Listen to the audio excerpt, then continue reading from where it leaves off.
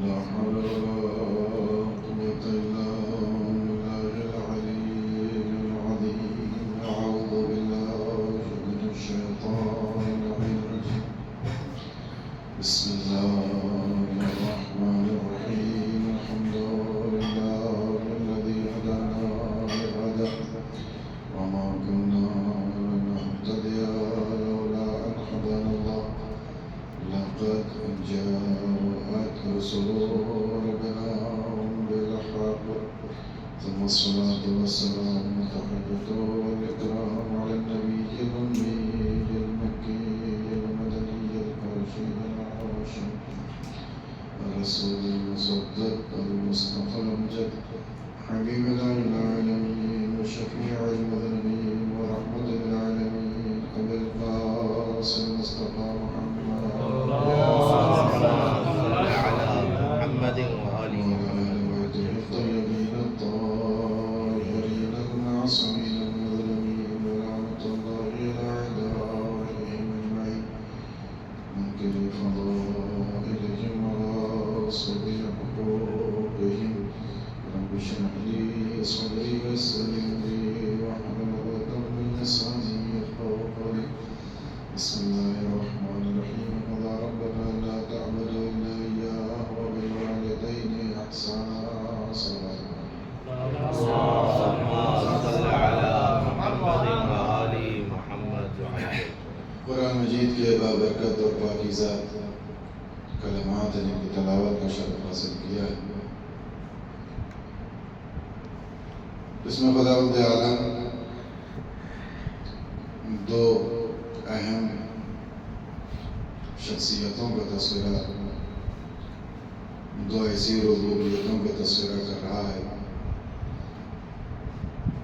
کہ جو قرآن کی نگاہ میں بہت محترم اور جو مطالبات خداوند عالم نے اس آیت کے ذریعے سے کیے ہیں وہ دونوں ربوبیتوں میں برابر سے مطالبات ہیں، اور یہ اللہ کا فیصلہ ہے، اور اس فیصلے کو سنانے کے لیے جن کلمات کا بھی انتخاب کیا گیا قرآن کے ذریعے سے، وہ کلمات بھی اپنے مقام پر بہت مستحسن ہیں۔ ارشاد رب العزت ہے کہ فیصلہ ہے تمہارے رب کا کہ صرف اس کی عبادت کی جائے، وبالوالدین احسانا، اور اللہ کا دوسرا فرمان یہ ہے کہ والدین کے ساتھ نیکی کی جائے۔ آپ غور کریں کلمات اس آیت کے جو اللہ نے دو فیصلے کیے ہیں، یہ فیصلے امر کے ذریعے سے نہیں ہیں۔ قرآن کی اس آیت میں جو وحدانیت اور خداوند عالم کے خالص عبادت کا مطالبہ ہے وہ بھی قضا کے ذریعے سے ہے، اور جو والدین کے ساتھ نیکی کا مطالبہ ہے وہ بھی قضا کے ذریعے سے ہے۔ اور قضا میں امر کے مقابل میں زیادہ تاکید پائی جاتی ہے۔ امر میں رخصت اور اجازت ہے، لیکن قضا قضا ہے، قضا کے فیصلے میں کوئی رخصت اور اجازت نہیں ہے۔ ہم اپنی زبان بھی کہتے ہیں کہ قضا آ گئی، یعنی اس کے بعد لمحے بھر کی بھی اجازت نہیں ہے، لیکن امر میں گنجائش ہے۔ اقیموا الصلاۃ، نماز قائم کرو، صیغہ امر ہے، بہتر جاننے والے افراد موجود ہیں۔ گویا خلاصتاً یہ کہ اللہ نے امر میں رخصت اور گنجائش رکھی ہے، لیکن قضا میں رخصت اور گنجائش نہیں ہے۔ اسی لیے اللہ نے یہاں پر قضا کے ذریعے سے دو فیصلے کیے۔ ایک فیصلہ یہ کیا کہ ہم کسی بھی عنوان سے اپنے علاوہ کسی اور کی عبادت کو برداشت نہیں کریں گے، یہ قضا میں۔ اور دوسرا فیصلہ یہ ہے کہ ہم کسی بھی عنوان سے والدین کے ساتھ عدم سلوک بھی برداشت نہیں کریں گے، یعنی کوئی رخصت نہیں ہے، اجازت نہیں ہے۔ امر میں رخصت ہے، اجازت ہے۔ جو چیزیں امر سے آئی ہیں نماز امر سے ہے، روزہ امر سے ہے، زکات اور دیگر واجبات امر سے اس میں رخصت ہے۔ مسافر ہے 2 کی 4 ہو سکتی، 4 کی 2 ہو سکتی ہے۔ مریض ہے روزہ چھوڑا جا سکتا ہے۔ استطاعت نہیں ہے حج کو آپ ترک کر سکتے ہیں۔ زکات کے نصاب مکمل نہیں ہے، آپ زکات نہ دیجئے۔ خمس دینے کے آپ مستطیع نہیں ہے، خمس نہ دیجئے، یہ اجازت ہے۔ لیکن اللہ نے کسی بھی عنوان سے آپ غور فرمائیں، امر میں بھی جو حکم لاگو ہوگا وہ 15 سال کے بعد حکم لاگو ہوگا، 9 سال کے بعد حکم لاگو ہوگا۔ ضعیف ہو گئے، کھڑے ہو کے نماز نہیں پڑھ سکتے، بیٹھ جائیے، بیٹھ کے نہیں پڑھ سکتے، لیٹ جائیے، حرکت نہیں ہو سکتی، اشارے سے پڑھیے۔ یعنی اللہ نے اس میں اجازت رخصت رکھی ہے۔ وَقَضَى رَبُّكَ أَلَّا تَعْبُدُوا إِلَّا إِيَّاهُ، لیکن کسی بھی عمر میں، کسی بھی حالت میں اللہ نے شرک برداشت نہیں کیا۔ ایسا نہیں ہے بڑھاپے شرک کر لیجئے، سفر میں جا کے شرک کر لیجئے، استطاعت نہیں ہے تو کسی کے سامنے جھک جائے، نہیں ہے ذہن کے رہنے۔ اللہ نے اس انسان کی پیشانی کو اپنی ربوبیت کے علاوہ کسی اور چوکھٹ پر جھکنے میں برداشت نہیں کیا ہے۔ اور جس معیار پر اللہ نے شرک سے اپنی عبادت کو عاری اور خالی رکھا ہے کہ بالکل منزہ اور پاکیزہ عبادت ہماری ہو اور صرف ہماری عبادت ہو، تو اسی قضا میں اللہ نے اسی معیار پر، اسی منہج میں اللہ نے آ کر کے بات کہی کہ جس اعتبار سے ہمیں کسی اعتبار سے یہ برداشت نہیں کہ تم شرک کسی عنوان سے کرو، کسی بھی عالم میں کسی بھی اعتبار سے کوئی عذر شرک کی منزل میں قبول نہیں ہے۔ اسی اعتبار سے اور اسی منزل میں، اسی تسلسل میں والدین کے ساتھ نیکی کا مسئلہ ہے۔ ایسا نہیں ہے کہ جب 15 سال میں ہو نیکی نہ کیجئے گا، 60 سال کے ہو جائیے نیکی نہ کیجئے گا۔ جیسے کسی مرحلے میں شرک برداشت نہیں ہے، ویسے کسی مرحلے میں والدین کے ساتھ حسن سلوک میں عدم سلوک برداشت۔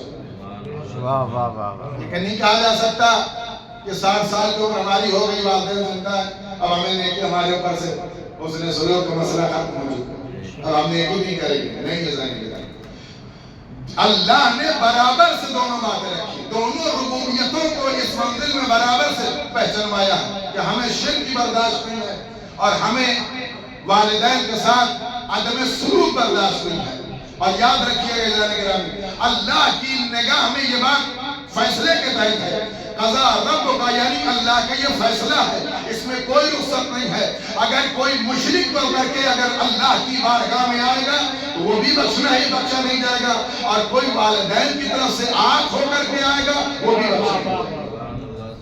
دونوں کے اعمال کو ہم ختم کر دیں گے، دونوں کے اعمال کو حق کر لیں گے، ہم دونوں کے اعمال کو تباہ کر دیں گے۔ یعنی ہم دیکھنا پسند نہیں کرتے، نہ ہم اس کو دیکھنا پسند کرتے ہیں جو ہماری ربوبیت میں کسی کو شریک قرار دے، نہ ہم اسے دیکھنا پسند کرتے ہیں جو والدین کے ساتھ نیکی نہ کرتا ہو۔ سبحان اللہ، اللہم صلی علی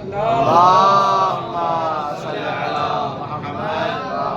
اب لفظیں آپ دیکھیں، قرآن کے لفظیں ہیں، کتنی منتخب لفظ ہیں۔ احسان کریے، خیر کی بات نہیں کی کہ خیر میں نیکی کی توجہ کیجئے گا۔ علماء اہل بلاغت اور علماء اہل لغت لکھتے ہیں کہ خیر کے مقابل میں جو نیکی آتی ہے وہ حد بندی وہاں ہو سکتی ہے، اس کے حدود معین ہیں، لیکن جو احسان کے بعد کے مقابل میں جو نیکی آتی ہے اسے خیر نہیں کہا جاتا، اسے فضل کہا جاتا ہے۔ نہ احسان کا کوئی درجہ معین ہے، نہ فضل کا کوئی درجہ معین ہے۔ اللہ نے احسان کی بات کی ہے، خیر کی بات نہیں کی ہے۔ عزیزان گرامی، یعنی کیوں کہ جتنا ممکن، یعنی مصداق خیر اور مصداق نیکی جس کو تم نیکی سمجھ سکتے ہو، جتنے بھی مصادیق اس نیکی اور فضل میں آ سکتے ہیں، سب والدین کے لیے روا ہے۔ آپ غور فرمائیں، ایسا نہیں ہے کہ چلو 15 سال تک خدمت کر لی، بات ختم ہو گئی، حج کروا دیا، ذمہ داری ختم ہو گئی، نہیں جانے کے رہے۔ احسان کے منزل، ہر منزل میں فضل کا مسئلہ، اپنے والدین کے ساتھ فضل کا تصور ہے، خیر کا تصور نہیں ہے۔ ایسی نیکی جس کا کوئی حدود معین نہیں ہے کہ کتنا ہمیں کرنا ہے۔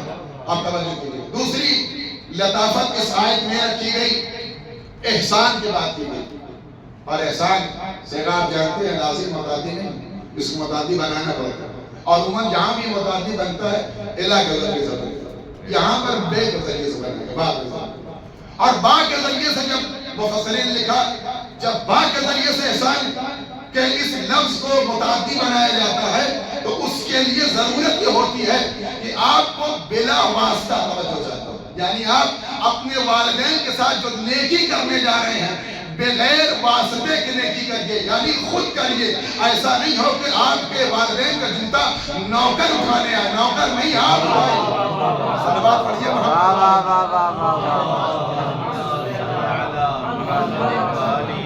آپ اٹھنے پڑیں گی،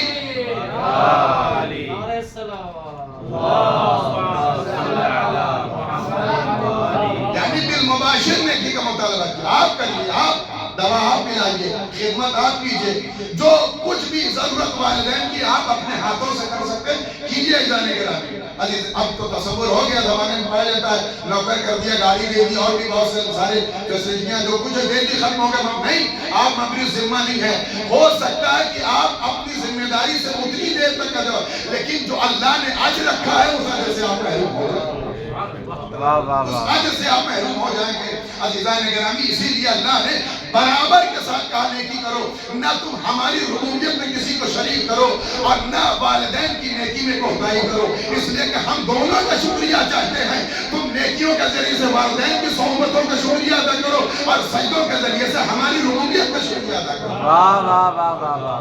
اب توجہ کیجئے گا، کیا ممکن ہے انسان اگر چاہے اللہ کی دی ہوئی نعمتوں کا شکرانہ ممکن ہے؟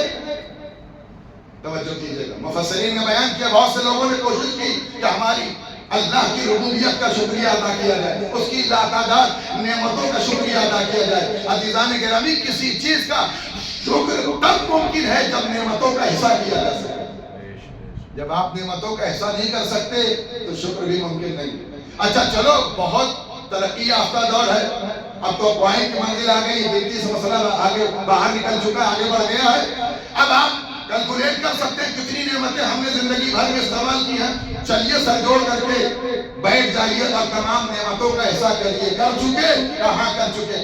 عزیزان گرامی، بہترین بات کو علماء اہل بلاغت نے کہا، شکریوں کا مرحلہ یہ ہے کہ کسی نعمت کا شکریہ پائے تکمیل تک تب پہنچے گا جب اس نعمت کا شکریہ اسی معیار پر ہو جس معیار کی وہ نعمت ہوگی۔ جب آپ نعمتوں کی اس منزل کو نہیں پہچان سکتے جس وجہ سے اللہ نے اس نعمت کو دیا ہے، اس کا درجہ کیا ہے، اس کی بلندی کیا ہے، اس کی اہمیت کیا ہے، جب نعمت کی اہمیت نہیں پہچان سکتے تو شکریہ کیسے ادا ہوگا؟ اب شکریہ چلیں تعداد کو معین کرنے ہیں، اہمیت چھوڑ دی، کتنی مقدار میں ہم نے اللہ کی نعمتیں استعمال کی، شکریہ ادا کیا، ہو سکتا ہے بیٹھ کے کہاں شکریہ ادا کریں گے؟ اللہ کے گھر میں شکریہ ادا کریں، آئیے بیٹھیے اللہ کے گھر میں شکریہ ادا کریں۔ ساری نعمتوں کا شکرانہ ہو گیا، جب ساری نعمتوں کا شکرانہ ہو گیا، ادا ہو گیا، کہاں بھائی ادا ہو گیا، ہم نے جتنی نعمتیں صبح سے شام تک اللہ کی استعمال کی تھی، ساری نعمتوں کا شکرانہ ادا کر لیا ہے، اب کیا کرے گا؟ اب اس فضا کا شکریہ ادا کرو جس فضا میں بیٹھ کر کے اللہ کا شکر ادا کر رہے تھے، اس سانس کا شکریہ ادا کرو جس سانس کے آنے جانے کی بنا پر تم زندہ تھے اور شکریہ ادا کر رہے تھے، ان کا بھی شکریہ ادا ہو سکا نہیں؟ عزیزان گرامی، اگر ان سانسوں کا بھی شکریہ ادا ہو گیا، ان تمام فضاؤں کا شکریہ ادا کر چکا ہو سکا، تو اس توفیق کا شکریہ ادا کرو جس توفیق کی بنا پر اللہ کا شکریہ ادا کرو۔ اس اللہ کی دی ہوئی توفیق کو جو نعمتوں کا تم اندازہ کر رہے تھے اور اللہ کی بارگاہ میں شکرانہ انجام دے رہے تھے، اس دی ہوئی توفیق کا شکرانہ ادا کر سکتے ہو۔ یہاں آ کر کے بندہ عاجز ہو گیا اور آواز دی پروردگار ہم تو تیرا شکرانہ ادا نہیں کر سکتے، کہا پوچھو داؤد سے، جناب داؤد سے اللہ نے کہا میرے بندے میں نے لاتعداد نعمتیں تمہیں دے دی ہیں، تو شکر ہمارا ادا نہیں کرتا۔ جناب داؤد نے دستے عدد جوڑے، پروردگار تیری نعمتوں کا شکرانہ کیسے ممکن ہے؟ اگر ایک شکر ادا کرنے جاتے ہیں دوسرے شکر کے لیے مقروض ہوتے ہیں، اگر دوسرا شکریہ تو تیسرے کے لیے مخصوص ہے. آواز قدرت ہی میرے بندے تمہاری عاجزی ہماری بارگاہ میں شکرانہ ہے. اب تم اگر ہماری نعمتوں کا شکرانہ ادا کرنا چاہتے ہو تو ہم نے تمہیں ایک منزل عطا کی ہے. آؤ سر کو پیشانی کو جھکاؤ اور سجدے میں رکھو اور آواز دو سبحان ربی الاعلی و بحمدہ. یہ ہماری بارگاہ میں عاجزی کا اعلان کرنا شکرانے نعمت ہو جائے گا. اور جب یہ شکرانے نعمت ہو جائے گا تمہارا عاجزی اور ہمیں غنی مان لینا یہ اللہ کی بارگاہ میں شکرانہ ہے. تو جو بندہ اللہ کی لاتعداد نعمتوں کا شکرانہ نہیں ادا کر سکتا اس لیے کہ اللہ بے لوث محبت اپنے بندے سے کرتا ہے, بے غرض اپنے بندے سے محبت کرتا ہے. کوئی مقصد کوئی ہدف نہیں ہوتا ہے. جس طریقے سے ربوبیت حقیقی اپنے بندوں سے بے لوث محبت کرتی ہے ویسے ربوبیت مجازی بھی اپنے بچوں سے بے لوث بے غرض محبت کرتی ہے. اسی لیے دونوں کو شکریہ کی بات کی ہے. پروردگار جب تیرا شکریہ ممکن نہیں ہے تو والدین کا شکریہ کیسے ادا ہو سکے؟ شکم مادر میں اس نے ناف کے ذریعے سے غذا پہنچایا, اس کا شکریہ. اپنے خون جگر پلایا, اس کا شکریہ. بازوؤں کو مضبوط کیا, اس کا شکریہ. انگلی پکڑ کے چلایا, اس کا شکریہ. ہمارے لسان کو مضبوط کیا, اس کا شکریہ. شعور عطا کیا, اس کا شکریہ. نام دیا, اس کا شکریہ. تمام ترکیب برائیوں سے اور تمام بیماریوں سے بچایا, رات کی ٹھنڈک سے بچایا, صبح کے تمام نسیم سے بچایا. ہر فضا سے ہم کو مرتب کر کے والدین یہاں تک لے آئے اور پروان چڑھایا. کیسے شکریہ؟ کہ وہ ایک ہی وجہ ہے, یہاں تم نے ہماری پیشانی پہ سر جھکا کر کے آواز دی سبحان ربی الاعلی و بحمدہ. یہ ہمارا شکریہ تھا. اور جب والدین کی بارگاہ میں جانا دونوں بازوؤں کو خم کر دینا یہ والدین کا شکریہ. صلوات بر محمد و آل محمد.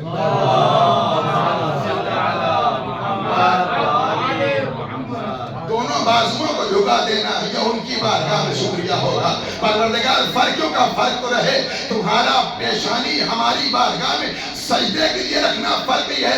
ربوبیت حقیقی کا سجدہ ہے اور بازوؤں کو جھکا دینا ربوبیت مجازی کا سجدہ ہے. صلوات پڑھیے محمد و آل محمد.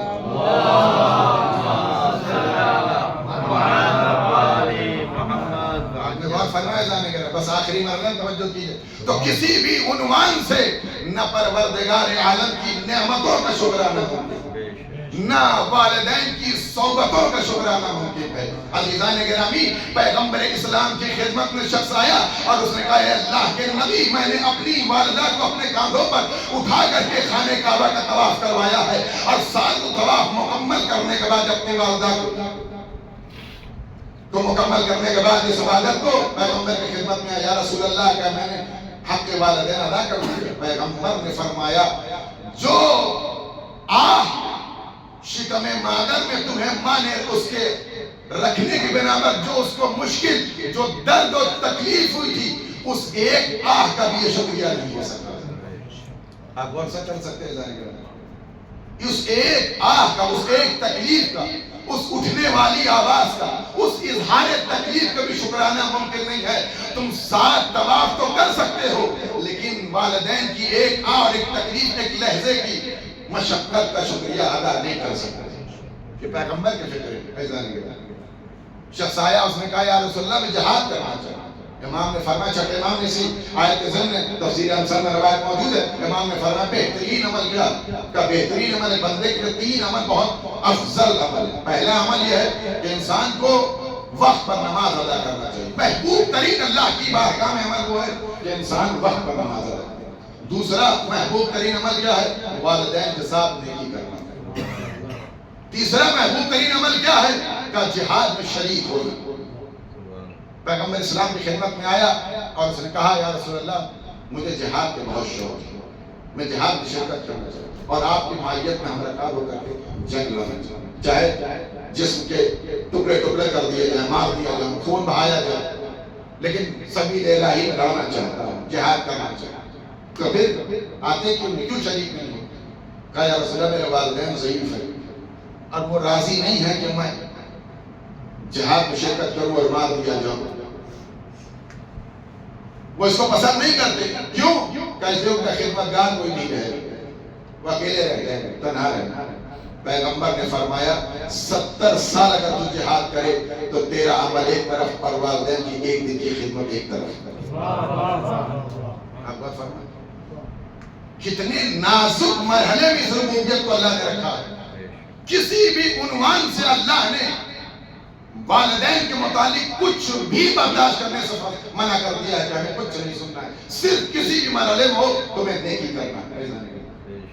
وَوَصَّيْنَا الْإِنسَانَ بِالْوَالِدَيْنِ إِحْسَانًا. انسان کو وصیت کر دی گئی ہے کہ تم نیکی کرو اپنے والدین سے. پروردگار ہر جگہ مطالبہ مومنین سے ہے یا انسان جو بھی ہو، ہر انسان کو والدین کی ضرورت ہو. چاہے جس مرحلے کا انسان ہو اسے نیکی کرنا ہے. والدین کے ساتھ نیکی ایمان کی بنیاد پر نہیں کی جائے گی. والدین کے ساتھ نیکی ربوبیت مجازی کے اعتبار سے کی جائے گی. اللہ نے واسطہ بنایا ہے. اسی لیے چوتھے امام علیہ السلام کا رہنے والا صحابی جب امام کی خدمت میں آیا، امام نے چہرہ موڑ لیا. کہا کیوں، کیا ہو گیا مولا؟ آپ ہمیشہ ہم سے ملاقات کرتے تھے. کہا آج تم سے وہ گناہ سرزد ہوا ہے جو ہماری بارگاہ میں تم نے بیٹھنے کی اجازت نہیں دیتا. مولا میں نے کیا کیا ہے؟ کہ تم نے ہاتھ اٹھایا اپنی ماں پر. کہ مولا کافرہ ہے، وہ شراب پیتی ہے، سور جیسے نجس العین جانور کا گوشت کھاتی ہے، دشمن خدا ہے. امام نے فرمایا سب ایک طرف، پہلی منزل میں تمہاری ماں ہے. پہلی منزل میں تمہاری ماں ہے. تمہیں اللہ نے ذریعہ، اس کو ذریعہ بنایا تمہیں دنیا میں اتارنے کا. اس ذریعے کا احترام اس لیے کرو کہ واسطہ ہے اللہ کی بارگاہ کا تمہیں آنے کے لیے. عزیزان گرامی، یہ حسن سلوک جب ربوبیت مجازی میں اترتا ہے اور آ کر کے ظاہر ہوتا ہے، اخلاق کو اسی حسن سلوک سے جوڑا گیا. یہ جہاں بھی ہوتا ہے اپنی جگہ خود بخود بنا لیتا ہے. ایسا اسی لیے اخلاق کی نرمی بہت سارے پتھر جگر کو توڑ دیتی ہے. اور یہ شخص آیا اور اپنی ماں کی خدمت میں لگ گئی. بدلا ہوا طریقہ دیکھ کر کے ماں نے پوچھ لیا، کب تک تو تم مجھے نظر انداز کرتے تھے، جھڑک دیتے تھے، مجھ سے باتیں نہیں کرتے تھے، مجھ سے گفتگو نہیں کرتے تھے، اذیتیں دیتے تھے،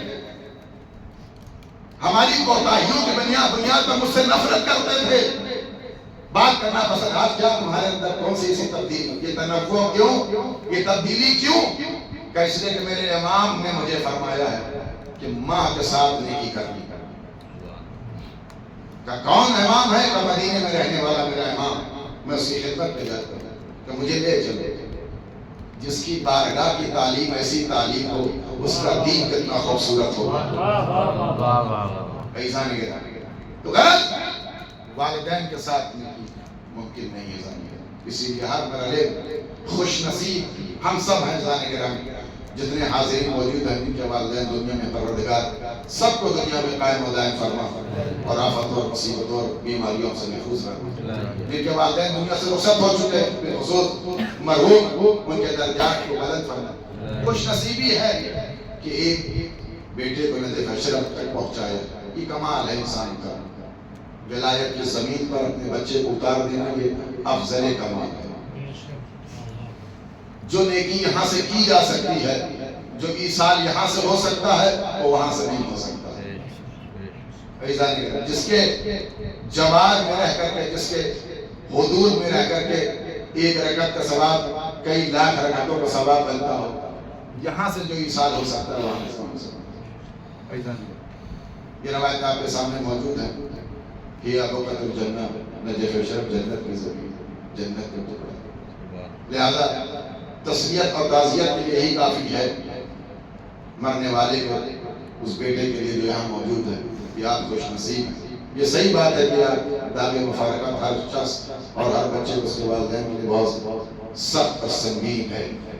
لیکن جس مرحلے میں آپ سے جدائی ہوئی ہے، یہ مرحلہ آپ کے لیے بہت آسان ہے کہ آپ جو اپنے والدین کے ساتھ دنیا میں نہیں کر سکتے ان کے مرنے کے ساتھ عبادت کر سکتے. غرض والدین کے ساتھ نہیں، ہر مرحلے میں اللہ نے اس کو تاکید کے ساتھ رکھا اور یہ فیصلہ کر دیا ہے کہ نیکی، حسن سلوک صرف والدین کے ساتھ. اور ایسا جیسا تم ہماری ربوبیت کو دینا چاہتے ہو ویسے ہی سلوک ہم تم سے چاہتے ہیں. عزیزان گرامی، والدین، ماں ہو یا باپ، کسی کا ہم سے بچھڑ جانا بہت سخت، بہت سخت، اس لیے کہ باپ بیٹے کے لیے سایہ دار درخت کے مانتا جس میں بیٹا پناہ ہوتا ہے، پشت پناہی کرتا ہے، باپ کا وجود سہارا ہوتا ہے، آگے بڑھنے میں ہمت بنتا ہے باپ کا وجود، باپ کا وجود بیٹے کو کسی مرحلے میں اکیلا نہیں رہنے دیتا، اس کے احساس کو زندہ رکھتا ہے، اس کے ضمیر کو خوش رکھتا ہے، اس کے اطمینان کو قوت عطا کرتا ہے۔ باپ کا وجود انسان کو ٹوٹنے نہیں دیتا۔ بیزانی گرامی، اگر باپ کا وجود بہت سخت نہ ہوتا تو یہ امتحان جو بیمار کربلا کے ساتھ گزرا، جس کا اظہار امام نے اتنی کچھ مصیبتوں کو دیکھنے کے بعد امام نے جو منظر امام کے چہرے پر ظاہر ہوا وہ اپنے آپ میں بہت سخت بیزانی گرامی، جس امام نے اپنے بابا کا کٹا ہوا سر اپنے نظر پر دیکھ لیا، جس امام نے اپنے گھر کی خواتین کے لٹے ہوئے پردے دیکھ لیے، جس امام نے اپنی پھوپھیوں کے پشتوں پر تعزیانے برداشت کر لیے، جس امام نے مخدرات عصمت کے جلے ہوئے خیمے اور پر تھکی ہوئی عورتوں پر بیٹھا ہوا برداشت کر لیا، وہ امام جب گزرا کربلا کے مقتل سے اور اپنے بابا کے بے گورو کفن لاشے پر امام کی نگاہ پڑی، چہرہ متغیر ہو گیا۔ جناب زینب کبریٰ نے پوچھ لیا ہے میرے لال سید سجاد، آخر کیا ہو گیا، تمہارا چہرہ کیوں متغیر ہو رہا ہے، کیا تم عالم غربت میں ساتھ چھوڑ دو گے؟ تو امام نے فرمایا پھوپھی اماں آپ دیکھتی نہیں جس کا جوان بیٹا موجود ہو وہ اپنے باپ کو دفن نہ کر سکتا ہو۔ عزیزان گرامی، جناب زینب نے بھی اپنے آپ کو امام حسین کی اس منزل میں، اس منزل میں گرا دیا لاش مبارک ہے۔ عزیزو، یہ بہت سخت منزل تھے جو امام سجاد نے تمام مراحل کو طے کرنے کے بعد جو اظہار غم پیش کیا اس مرحلے میں کہ اگر باپ جدا ہو جائے تو بیٹا کتنی غربت کا احساس کرتا ہے، بابا آپ کو دفن نہیں کر سکتا ہوں، یہ میرے لیے بہت سخت منزل ہے۔ عزیزان گرامی، اتنے ہی نہیں، 35 برس اپنے بابا کو روتے رہے، پانی دیکھا تو بابا کو رویا، جب کھانا دیکھا تو بابا کو رویا۔ عزیزان گرامی، ارباب مقاتل نے لکھا کہ جب امام بازار سے گزرتے تھے تو قصاب اپنے جانوروں پر پردے ڈال دیتے تھے، کہیں امام کی نگاہ نہ پڑنے پائے اور امام کی نگاہ پڑے گی اپنے مظلوم بابا پر روئیں گے۔ عزیزو، تمام لوگوں سے ایک مرتبہ روایت کے فکرے ہیں، ایک صاحب سے پوچھا بتاؤ کیا تمہیں آداب السر معلوم ہے؟ کہا ہاں مولا آداب السر معلوم ہے۔ کہا بتاؤ آداب السر کیا ہے؟ جو کیجئے گا آخری جملے ختم ہوا، آداب السر کیا ہے؟ امام سے نے کہا مولا آداب السر میں ہے کہ ان کو بھوکا جسم جو ہے ذبح نہ کیا جائے، جانوروں کو پیاسا ذبح نہ کیا جائے، میں انہیں چارہ کھلاتا ہوں، میں انہیں پانی پلاتا ہوں۔ عزیزان گرامی، یہ فکرے ادا کیے تھے۔ امام نے کربلا شروع کیا، بابا یہ لوگ جانوروں کو ذبح کرتے ہیں تو پانی پلاتے ہیں، آئے میرا بابا کئی روز کا پیاسا ذبح کر دیا گیا۔ اجرکم اللہ، انہیں کوئی غم دے سوائے غم آل محمد کے۔ عزیزو، جب وہ بیان کرتے کرتے اس منزل پر آیا اور اس نے کہا مولا اپنے چاقوؤں کو تیز کرتا ہوں تاکہ جانور کو اذیت نہ ہونے پائے۔ غریب کربلا کا منظر یاد کر کے بیمار کربلا رونے لگے، آئے شبر ملول اس پتھر پر خنجر کو کچھ کر رہا تھا تاکہ میرے بابا کو اذیت ہونے لگے۔ ایک دو ضربے نہیں، 12 ضربوں سے میرے بابا کو ذبح کر دیا گیا۔ اللہ اکبر۔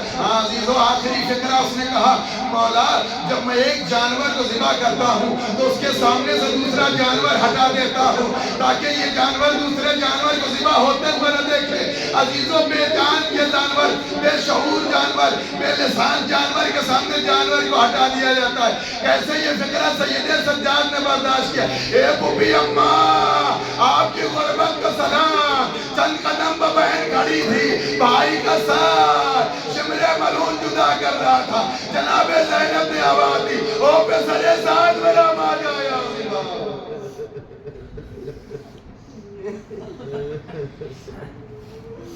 سیالم الذین ظلموا ینقلبون ألا لعنة الله إلى القوم الظالمين اللهم كن لوليك الحجة بن الحسن صلواتك عليه وعلى آبائه هذه الساعة وفي كل ساعة وليا وحافظا وقائدا وناصرا